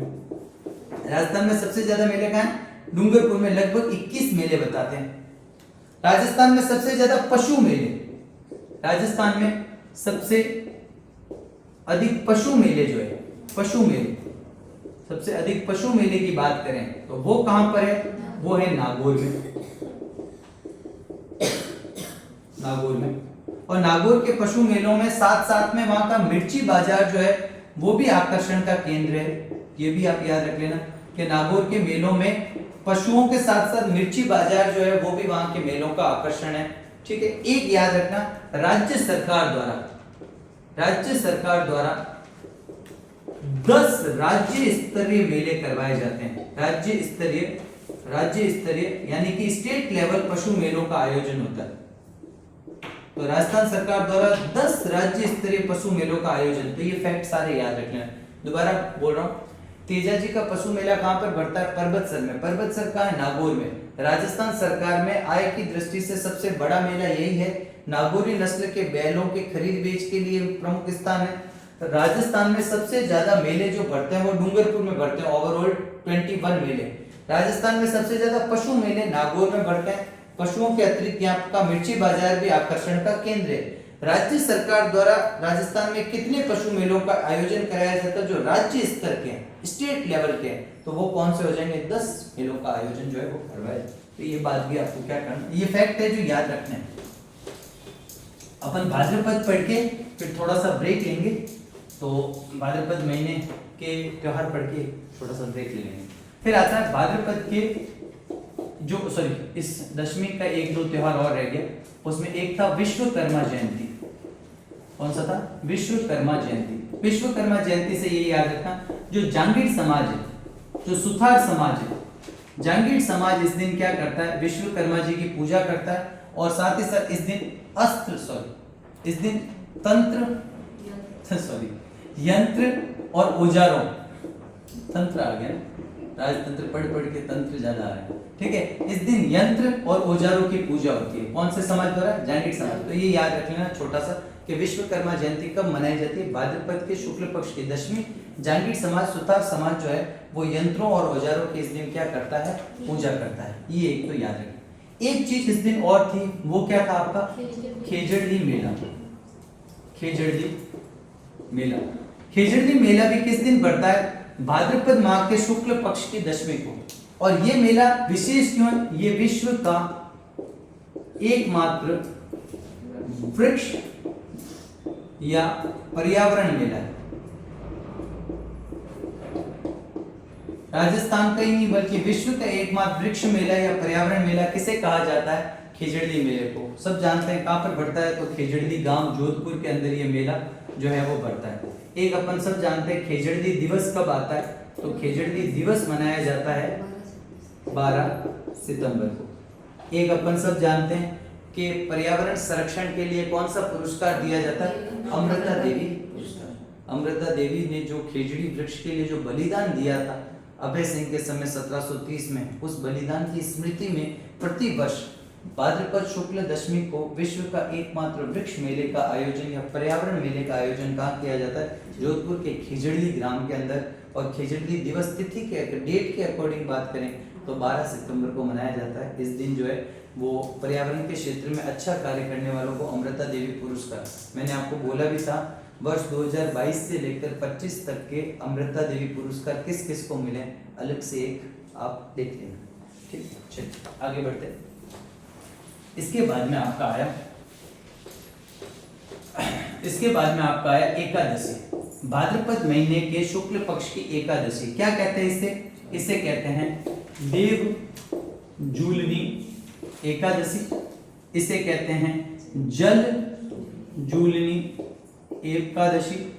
इसे कहते हैं आपकी राम रेवाड़ी। इसे कहते हैं ढोला ग्यारस और इसे कहते हैं प्रवर्तनी एकादशी। ये सारे किसके नाम हैं? ये सारे इसी त्योहार के नाम। जल जूलनी एकादशी, देव जूलनी एकादशी, राम रेवाड़ी, ढोला ग्यारस या प्रवर्तनी एकादशी कौन सी है? भाद्रपद शुक्ल एकादशी। एक प्रवर्तनी एकादशी, एक प्रबोधनी एकादशी है, दोनों अलग है। ठीक है, ये प्रवर्तनी एकादशी है, याद रहेगा। ठीक, इस दिन क्या होता है? इस दिन ठाकुर जी यानी भगवान कृष्ण को जो है बेवाण क्या होता है? पहले ही अपन पढ़ चुके हैं, लकड़ी का एक मंदिर नुमा आकृति जिसको अपन कहते हैं मिनिएचर वुडन टेम्पल। उस बेवाण में बिठाकर कहां ले जाते हैं? तालाबों यानी जलाशयों के पास। जलाशय जो है उनके पास ले जाया जाता है और वहां पर क्या कराया जाता है? स्नान करवाया जाता है, तैयार किया जाता है और फिर वापस लाकर कहाँ पर मंदिर में विराजमान कराया। यानी भगवान ठाकुर जी की मूर्ति को बेवाण में मंदिर नुमा आकृति में बिठाकर तालाब और कुंड इत्यादि के पास में ले जाकर जलाशय में नहलाकर और मंदिर में वापस उन्हें जो है मूर्ति को पुनः वहां पर रखा जाता है। तो ये जो बात है ये कब होती है? ये होती है भाद्रपद शुक्ल एकादशी। इसी को क्या कह रहे हैं? राम रेवाड़ी भी कह रहे हैं, इसी को जल जूलनी या देव जूलनी एकादशी भी कह रहे हैं। इस दिन जो प्रमुख मेले हैं वो आपको याद रखने हैं। क्या याद रखने हैं? मेले। इस दिन कौन कौन से मेले भरते हैं उन मेलों के नाम है। एक तो याद रखना डोल यात्रा, ये एग्जाम में आया हुआ सवाल है। डोल यात्रा या श्रीजी का मेला। डोल यात्रा या श्रीजी का कहां भरता है? 12 में लिखवा रखा है, 12 में भरता है। दूसरा एक मेला आपको याद रखना सारणेश्वर, सारणेश्वर महादेव मेला या सारणेश्वर मेला। सारणेश्वर मेला कहां भरता है? सिरोही में। ये क्यों फेमस है? किसके लिए? देवासी रेबारी जाति का, देवासी या रेबारी जाति का प्रमुख है, रेबारी जाति का प्रमुख मेला है। ये भी पूछा गया है कि राजस्थान में रेबारी जाति का प्रमुख मेला कहां भरता है? सारणेश्वर सिरोही। कब भरता है? देव जूलनी एकादशी के दिन भरता है। एक और जो प्रमुख है वो है आपका मंडपिया चित्तौड़गढ़ में सावलिया सेठ का, सावलिया सेठ, सावलिया सेठ का जो मेला है वो कहां भरता है? वो भरता है मंडपिया, मंडपिया। और मंडपिया कहां है? मंडपिया है चित्तौड़ में। इस मंदिर के लिए तो इस मंदिर को क्या कहते हैं? अफीम मंदिर भी कहते हैं, अफीम मंदिर। एक मेला और याद रखना वो है आपका देव जूलनी मेला, देव जूलनी मेला। और देव जूलनी मेला कहां भरता है? वो भरता है चार भुजा में। और चार भुजा कहां है? राजसमंद। राजसमंद के चार भुजा में जो है वो देव जूलनी मेला कब भरता है? देव जूलनी एकादशी के दिन भरता है। तो ये चार मेले याद रखना, एक चित्तौड़ में है, एक 12 में है, एक आपका सिरोही में है और एक आपका कहां है? राजसमंद में। चारों मेले तो आपको याद रह जाएंगे, ठीक है। मंडपिया चित्तौड़गढ़ में, ठीक है, आपका चार भुजा राजसमंद में, 12 के अंदर आपका डोल यात्रा या श्रीजी का मेला और सारणेश्वर मेला जो होता है वो रेबारियों का प्रमुख मेला जो है वो कहां है? सिरोही। तो तिथियों के साथ जब याद होंगे ना मेले तब आप भूलोगे नहीं। अलग से आप मेले उठाओगे ना, भले आप कितनी प्रैक्टिस कर लो, मैं आपको गारंटीड कह सकता हूं कि अलग से मेले याद होना बहुत टफ है। इससे अच्छा है आप तिथियों के साथ साथ मेलों के। तो भाद्रपद शुक्ल एकादशी के बाद में आता है भाद्रपद शुक्ल चतुर्दशी। और चतुर्दशी को क्या आता है? गणेश चतुर्दशी। कोई ज्यादा बात है नहीं। हाँ लिख रहा, गणेश चतुर्दशी भी तो हुई ना, अनंत चतुर्दशी के साथ साथ गणेश जी की नहीं हुई क्या? गणेश चतुर्थी थोड़ी लिखा है, चतुर्दशी लिखा है। हाँ गणेश विसर्जन, हाँ विसर्जन ही बता रहे। तो अनंत चतुर्दशी, इस दिन जो गणेश जी की प्रतिमा लाई है, जो 10 दिन पहले लाई है, उस गणेश प्रतिमा का क्या किया जाता है? गणेश प्रतिमा का विसर्जन। गणेश प्रतिमा का क्या करते हैं? विसर्जन। तो किस दिन विसर्जन किया जाता है? भाद्रपद शुक्ल चतुर्थी को गणेश विसर्जन किया जाता है, जिसे अनंत चतुर्दशी के नाम से। ये क्यों विशेष है? ये विशेष है, ये विशेष जो है ना, ये विशेष है पुरुषों के लिए। पुरुषों को अगर व्रत करना है, पुरुषों को व्रत करना है तो सबसे उत्तम दिन है। अगर पुरुषों को व्रत करना है तो उनके लिए सबसे बेस्ट डे कौन सा है? वो बेस्ट डे है गणेश चतुर्थी का। अगर इस दिन वो व्रत करते हैं तो वो क्या होंगे? कष्टों से मुक्ति, उनको कष्टों से मुक्ति मिलेगी, धन मिलेगा, बहुत पैसे आएंगे उनके पास में। इस दिन वो अगर विष्णु भगवान की पूजा करें तो बहुत बढ़िया है, विष्णु की उनको पूजा करनी चाहिए इस दिन। और बिना नमक का खाना खाना चाहिए, बिना नमक का खाना। ये छोटी मोटी बातें हैं जो कई अगर बार ऐसे आ जाता है ना सवाल कि गणेश चतुर्दशी दे दी और नीचे 4 पॉइंट दे दिए, तो उसमें आप छटनी करने में ऐसे ये चीजें काम आती है। बाकी तो सीधा सीधा आपसे ये पूछेंगे मिलान कीजिए चतुर्दशी समय और मिलान करो आप सामने त्योहारों। कभी डिटेल में अगर ऐसा पूछ लिया तो गणेश चतुर्दशी या अनंत चतुर्दशी, इस दिन गणेश जी की प्रतिमा का विसर्जन। पुरुषों, देखो पुरुषों के दोनों ही काम कहाँ हो रहे हैं? एक तो हो रहा है गणेश चतुर्दशी यानी अनंत चतुर्दशी के दिन। इस दिन तो पुरुष क्या करे? व्रत करे, तो सबसे बेस्ट दिन है। पुरुषों को अगर व्रत करना सबसे बेस्ट दिन है, इस दिन उनको क्या अगर व्रत करेंगे वो तो वो कष्ट उनको नहीं मिलेंगे, धन बहुत ज्यादा आएगा। भगवान विष्णु की पूजा करके और उनको क्या करना चाहिए, बिना नमक वाले भोजन से व्रत खोलना चाहिए। ये अगर वो करते तो बेस्ट। एक मैंने आपको गणेश चतुर्थी बताया, भाद्रपद शुक्ल, उस दिन पुरुषों के सिंजारा आता है। शेखावाटी क्षेत्र जो होता है ना, उसमें पुरुषों का सिंजारा कब आता है, वो गणेश चतुर्थी के दिन आता है।